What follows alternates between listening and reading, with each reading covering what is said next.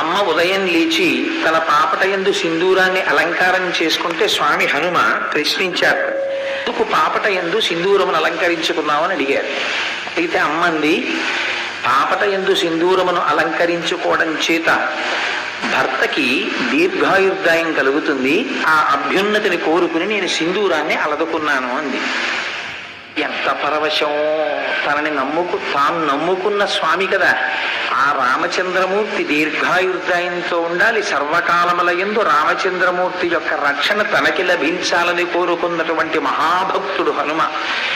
అందుచేత అమ్మా, నువ్వు పాపటలో పెట్టుకున్నావు, కానీ నా స్వామి సర్వకాలములయందు క్షేమంగా ఉండాలి, దీర్ఘాయుర్దాయంతో ఉండాలని కోరుకుని నేను ఒళ్ళంతా రాసేసుకుంటానమ్మా అని చెప్పి అప్పటి నుంచి సింధూరం తన ఒడలనంతా అలుముకున్నారట.